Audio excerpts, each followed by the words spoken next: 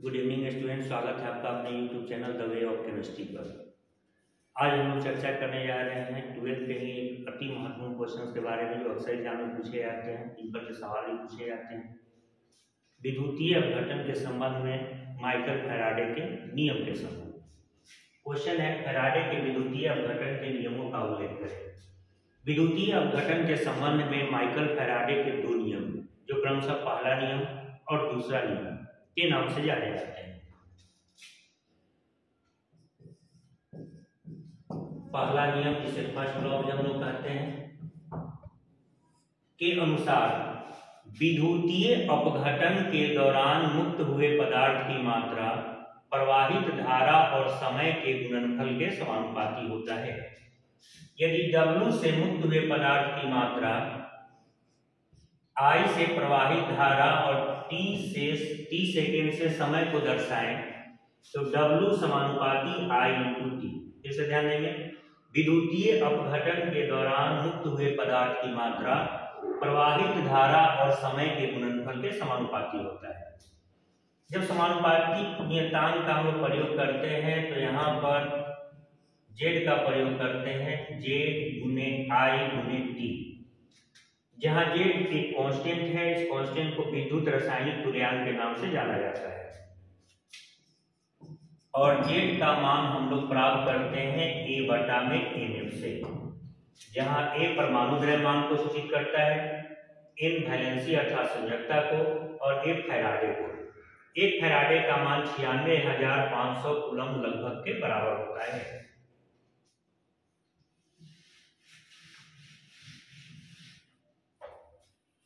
Faraday का दूसरा नियम कहता है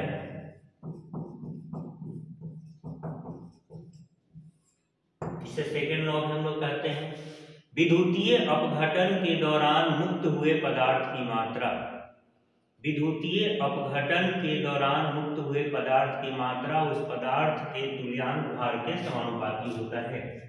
तुल्यांक भार को समतुल्य भार भी कहा जाता है।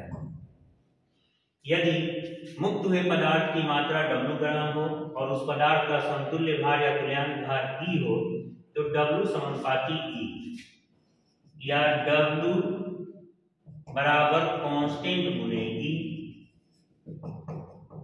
समानुपाती के चिन्ह को हटाकर एक नियतांक का इस्तेमाल किया जाता है, या E को इधर लाएंगे तो W बाई E बराबर कांस्टेंट, या हम लोग कह सकते हैं कि W1 बटा E1 बराबर W2 बटा E2। इस प्रकार से माइकल फैराडे के दूसरे नियम की पुष्टि होती है।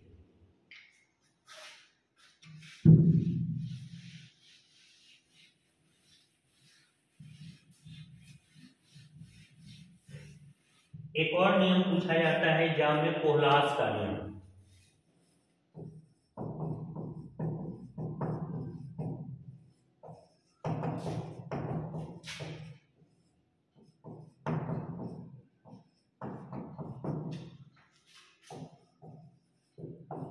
कोहलास का नियम तुल्यांक चालकता के संबंध में है। इस नियम के अनुसार अनंत तनु विलयन पर किसी पदार्थ के कुल तुल्यांक चालकता का मान उस पदार्थ के धनायन और ऋणायन के तुल्यांक चालकता के योगफल के बराबर होता है। जहां लेम्डा इंफिनिटी अनंत तनु विलयन पर कुल तुल्यांक चालकता है, लेम्डा प्लस इंफिनिटी अनंत तनु विलयन पर धनायन की कुल तुल्यांक चालकता है और लेम्डा माइनस इंफिनिटी अनंत तनु विलयन पर ऋणायन की कुल तुल्यांक चालकता है। कोहलास के प्रमुख नियम के उपयोग की भी चर्चा की जाती है।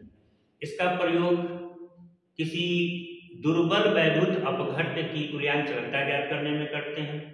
इसका प्रयोग किसी विलयन की तनुता के निर्धारण में भी किया जाता है। यह इसके प्रमुख उपयोग हैं।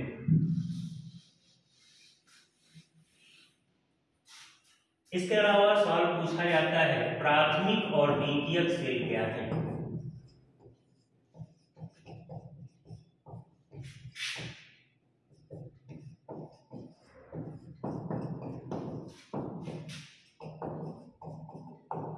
प्राथमिक सेल को प्राइमरी सेल भी कहते हैं, द्वितीयक सेल को संचायक सेल या सेकेंडरी सेल भी कहा जाता है।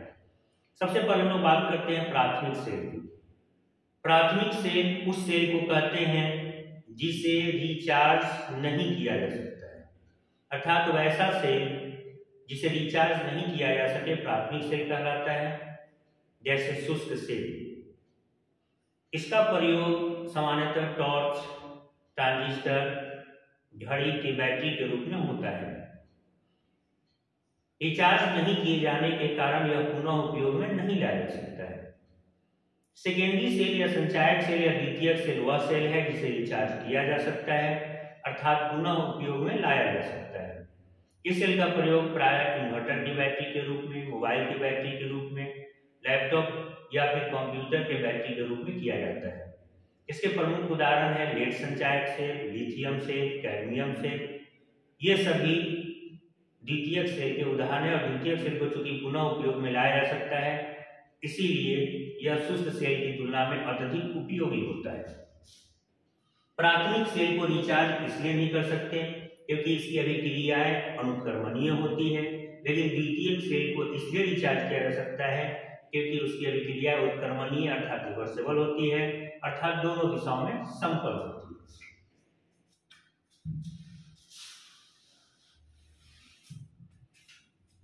एक और सवाल पूछा जाता है अर्ध सेल या इलेक्ट्रोड विभव।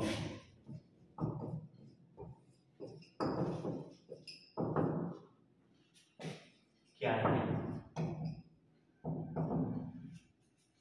अर्ध सेल या हाफ सेल? इसे इलेक्ट्रोड विभव या इलेक्ट्रोड पोटेंशियल भी कहते हैं। जब किसी धातु के प्लेट को उसी धातु के लवण के विलयन में डाला जाता है तो दोनों के बीच विभवांतर का एक द्वितल बनता है, जिसे इलेक्ट्रोड विभव या अर्ध सेल कहा जाता है।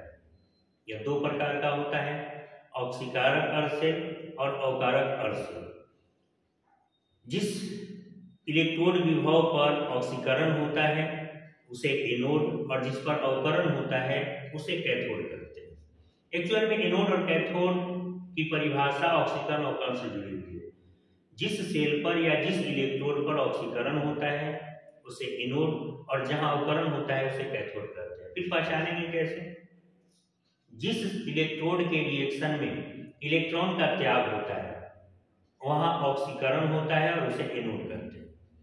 जिसमें इलेक्ट्रॉन की प्राप्ति होती है अर्थात इलेक्ट्रॉन जुड़ता है उसे अवकरण कहते हैं, और यह जो इलेक्ट्रोड होता है जहां अवकरण होता है उसे कैथोड के रूप में हम लोग जानते हैं। एक चीज ध्यान देने योग्य बात यह है कि जब कभी हम लोग एनोड के चिन्ह की बात करते हैं तो बदल सकता है, लेकिन एनोड और कैथोड के जो रिएक्शंस होते हैं वो क्रमशः ऑक्सीकरण और अवकरण के रूप में ही होते हैं, अर्थात एनोड पर ऑक्सीकरण होता है और कैथोड पर अवकरण, चाहे प्रक्रिया विद्युत रासायनिक सेल की हो या फिर विद्युतीय अपघटन की। इसी के संबंध में एक और छोटा सा सवाल कभी कभी पूछा जाता है, मानक इलेक्ट्रोड विभव क्या है? वैसा इलेक्ट्रोड विभव जो 298 केल्विन ताप, 1 वायुमंडलीय दाब और 1 मोलरता के सांद्रण पर कार्य करता हो उसे मानक इलेक्ट्रोड विभव कहते हैं। कभी कभी पूछा जाता है विद्युत रासायनिक तुल्यांक क्या है?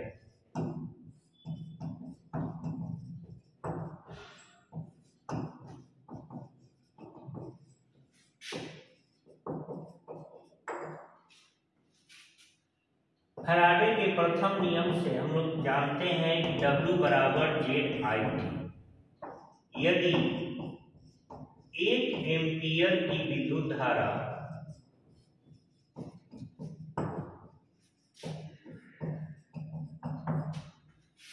एक सेकेंड तक प्रवाहित हो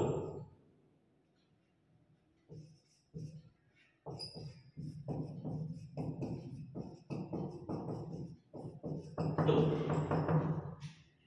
W बराबर Z गुने 1 गुने 1 एम्पियर की विद्युत धारा यदि 1 सेकेंड तक प्रवाहित हो तो इस W का मान Z के बराबर होगा, और W का मतलब है मुक्त हुए पदार्थ की मात्रा, अर्थात मुक्त हुए पदार्थ की वह मात्रा जब 1 एम्पियर की विद्युत धारा 1 सेकेंड तक प्रवाहित की जाती है उसे विद्युत रासायनिक तुल्यांक के नाम से जाना जाता है। एक और सवाल इसके संबंध में आते हैं, सबसे अच्छा सुचालक धातु कौन है? उत्तर होता है चांदी।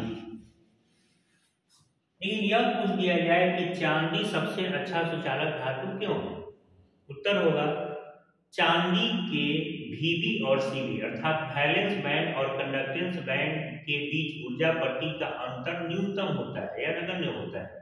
यही कारण है कि इलेक्ट्रॉन आसानी से Vb से Cb में चले जाते हैं और चांदी बहुत ही अच्छा सुचालक हो जाता है। एक सवाल और इसके संबंध में इंपॉर्टेंट पूछता है, क्या जस्ते के पात्र में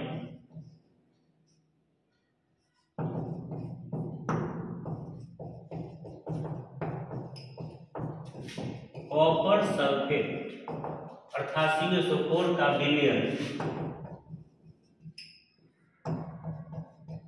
रखा जा सकता है?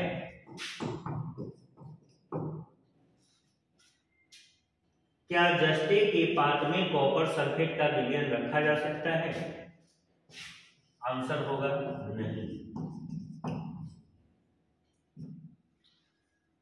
जस्ते के विद्युत इलेक्ट्रोड विभव का जो मान होता है वो ऋणात्मक होता है, जो -0.76 वोल्ट होता है, और तांबे के इलेक्ट्रोड विभव का मान धनात्मक होता है, जो +0.34 वोल्ट होता है। अर्थात जस्ता जो है वो तांबा को उसके लवण से विस्थापित करता है, अर्थात अभिक्रिया होगी और अभिक्रिया के द्वारा दोनों नष्ट हो जाएंगे।